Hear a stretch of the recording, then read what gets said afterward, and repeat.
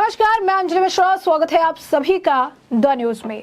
आपको बता दें कि जम्मू कश्मीर में आतंकवाद के खिलाफ सरकार का एक्शन लगातार जारी है। जब से आर्टिकल 370 हटाया गया है, इसके बाद से आतंकवाद की आप कह सकते हैं कमर तोड़ने का पूरा बंदोबस्त जो है मोदी सरकार ने कर रखा है और बैक टू बैक कई सारे एक्शन लिए जाते हैं।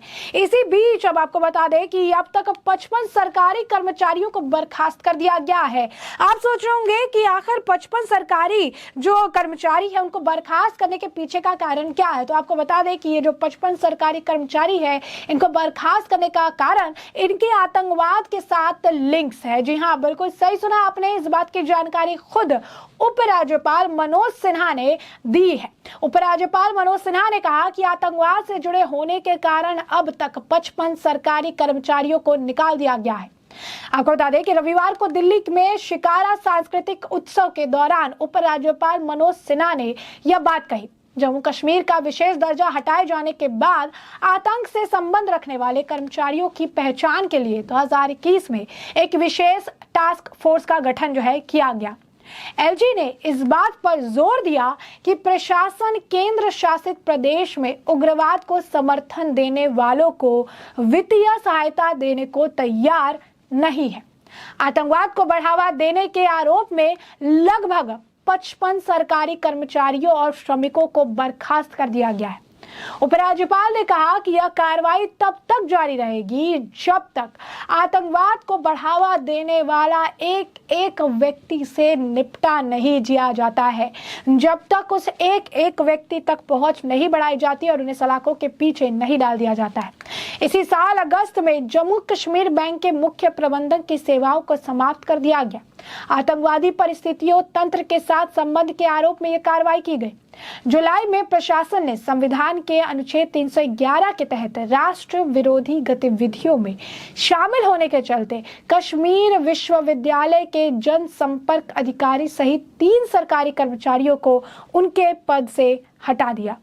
इसके साथ ही एक रसायन विज्ञान के प्रोफेसर, हिजबुल मुजाहिदीन प्रमुख सैयद सलाहुद्दीन का बेटा और जम्मू कश्मीर के जेल विभाग में एक उपाधीक्षक की भी सेवाएं समाप्त कर दी गई है।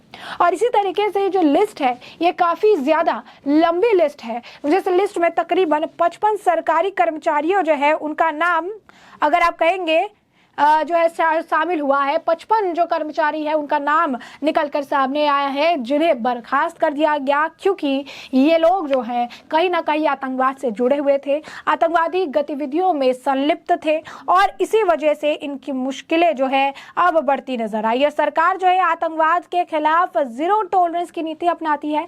सरकार जो है आतंकवाद के खिलाफ जो है उन्होंने पूरी तरीके से अगर आप कहेंगे कि नाकाबंदी कर रखी है। किसी भी तरीके से कोई भी अगर आप देखेंगे तो उनके लिए काम नहीं जो है, किसी की मरम्मत जो है उनके लिए नहीं की जा रही है। आतंकवाद का जवाब जो है, आतंकवाद के खिलाफ जो है वो मुंह तोड़ से देने का प्रयास किया जा रहा है और इसमें किसी तरीके से कोई भी अगर आप कहेंगे कि जो है छूट नहीं मिल रही है। और महबूबा मुफ्ती और फारूक अब्दुल्ला जैसे नेता जो लगातार मोदी सरकार, अमित शाह के खिलाफ जहर उगलते रहते हैं, उनको भी देखने की ज़रूरत है कि कश्मीर की जो तस्वीर है वो आर्टिकल 370 से पहले और आर्टिकल 370 के बाद किस तरीके से बदल चुकी है। कई सारे ऐसे मौके आते हैं जिन मौक़ों पर ये साफ तौर पर दिखता है कि कैसे कश्मीर की हवाएं जो है अब किसी के बंदिशों में नहीं है। कश्मीर की लड़कियाँ जो है अब वो किसी की बंदिशों में नहीं है। अब कश्मीर आजाद है, आजाद उसकी हवाएं है, वहां पे आजाद हवा में ये सांस ले रहे हैं। आतंकवाद से भी अगर आप कहेंगे कि लड़ने की पूरी तैयारी, आतंकवाद को खत्म करने के लिए हर प्रयास किया जा रहा है। और सबसे बड़ी चीज, आतंकवाद की रीढ़ पर लगातार अगर आप कहेंगे कोड़े बरसाए जा रहे हैं। आतंकवाद की रीढ़ को तोड़ने का प्रयास जो है किया जा रहा है और हर उस व्यक्ति पर, हर उस आप कह सकते हैं इंसान पर कड़ा एक्शन लिया जा रहा है, कड़ी प्रतिक्रिया जाहिर की जा रही है, कड़ा अगर आप कहेंगे कि प्रतिरोध जताया जा रहा है जिसका आतंकवाद से किसी भी तरीके से कनेक्शन हो या टेरर फंडिंग का मामला हो, क्योंकि सरकार इस मामले में बिल्कुल भी बैकफुट पर आने के लिए तैयार नहीं है। घाटी को वन एंड ऑल पूरी तरीके से जो है अगर आप कहेंगे आतंकवाद से मुक्ति दिलाने के लिए सरकार जो है प्रयासरत है और लगातार इसे लेकर काम भी किया जा रहा है। और इसी बीच में सरकार के अंदर आने वाले कर्मचारियों को भी बख्शा नहीं जा रहा है। आतंकवाद के लिए जीरो टॉलरेंस की नीति है, आतंकवाद के समर्थन करने वालों के लिए जीरो टॉलरेंस की नीति है। उनके लिए किसी तरीके की दया, किसी तरीके का कोई भाव नहीं है। अगर समर्थन करेंगे तो उसका खामियाजा जो है भुगतना पड़ेगा। ये भी सरकार ने खुलेआम साफ तौर पर अपने एक्शन से जाहिर कर दिया है। और यही कारण है कि पहले के मुकाबले अभी घाटी में काफी ज्यादा शांति है। आतंकवाद और आतंकवादियों से लोगों ने दूरी बनानी शुरू कर दी है और उससे खुद जो है अब सुख शांति का जीवन जीते हुए नजर आ रहे हैं। तो ये जो लोग जो मोदी सरकार के खिलाफ बयानबाजियां करते हैं या गृह मंत्री अमित शाह के खिलाफ बयानबाजियां करते हैं, उन्हें अब कश्मीर की बदलती तस्वीर और तकदीर को देखना चाहिए। अगर आप देखेंगे तो जिन लड़कियों को पहले बाहर निकलने में बहुत आप कह सकते हैं डर का एक माहौल था, चीज़ें अलग तरीके से देखने के लिए मिलती थी, आज वो अगर आप कहेंगे कि सांस ले पा रही है और एकदम अगर आप देखेंगे कि पूरी तरीके से जो है उन्हें सुकून है, उन्हें राहत है, वो राहत की सांस जो है आज के डेट में ले पा रही हैं। उन्हें किसी का डर नहीं है, उन्हें किसी का अगर आप कहेंगे कि भय नहीं है कि कल को क्या हो जाए, कल को किस तरीके से चीज़ें जो है बदल जाए, कैसे जो है अगर आप कहेंगे सिचुएशन ख़राब हो जाए। ये सारी चीज़ें आज उन्हें सोचने की ज़रूरत नहीं है। आज उन्हें इसके बारे में अगर आप कहेंगे कि मंथन करने की ज़रूरत नहीं है, क्योंकि वो मजबूती से अपने लिए स्टैंड ले रही है, मजबूती से अपने लिए खड़ी है और मजबूती से अपने लिए काम भी करते हुए नजर आ रहे हैं, जो स्पष्ट तौर पर ये बता रहा है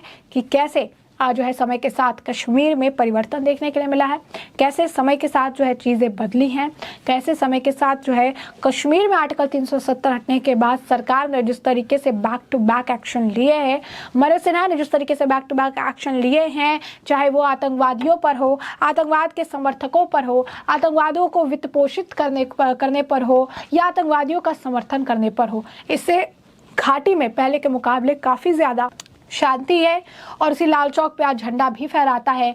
इंडिपेंडेंस डे हो या फिर अगर आप कहेंगे रिपब्लिक डे, वहाँ पर भी भारत की एक अलग छवि देखने के लिए मिलती है। लोग खुलकर सामने आते हैं, अब ना कर्फ्यू लगता है और ना अब लोगों की दुकानें बंद होती है, लोग शांति से वहाँ जीवन व्यतीत कर रहे हैं और ना अब किसी तरीके से अगर आप कहेंगे कि जो है किसी ऐसे आतंकवाद से जुड़े एक्ट में इन्वॉल्वमेंट जो है देखने के लिए मिलती है। धीरे धीरे जो है आतंकवाद को पूरी तरीके से खत्म कर पूरी तरीके से इसका सफाया करने का जो प्रयास है वो सरकार द्वारा किया जा रहा है। ये बातें तो स्पष्ट है और इस बात को खुद मनोज सिन्हा द्वारा भी कहा गया है कि किस तरीके से सरकार अपने स्तर पर सारे काम कर रही है। सरकार अपने स्तर पर चीज़ों को ठीक से देखने और ठीक से उसके आप कह सकते हैं सही करने का प्रयास कर रही है। जो ऐसे नेताओं के मुंह पर करारा तमाचा है जो आर्टिकल 370 को लेकर केंद्र सरकार के खिलाफ मोर्चा खोले रहते थे और केंद्र सरकार पर निशाना साधते नजर आते थे, तो 55 सरकारी कर्मचारियों को बर्खास्त किया गया है। मोदी शाह ने आतंकवादियों की जो कमर है वो अब तोड़ दी है और आतंकवाद के खिलाफ जीरो टॉलरेंस की नीति थी, है और मोदी सरकार जब तक रहेगी तब तक इसी तरीके से आतंकवाद पर एक के बाद एक कई प्रहार जो है किए जाएंगे। आतंकवाद को नस्तनाबूद कर दिया जाएगा, आतंकवाद को कश्मीर या यूं कहिए कि भारत की ज़मीन से खदेड़ के बाहर निकाल दिया जाएगा कि इसकी यहाँ पर किसी भी तरीके से कोई ना शहर मिल सकती है, ना फंडिंग का कोई रास्ता छोड़ रहे हैं और ना किसी तरीके से कोई वित्तीय सहायता जो है इन्हें मिलने वाली है।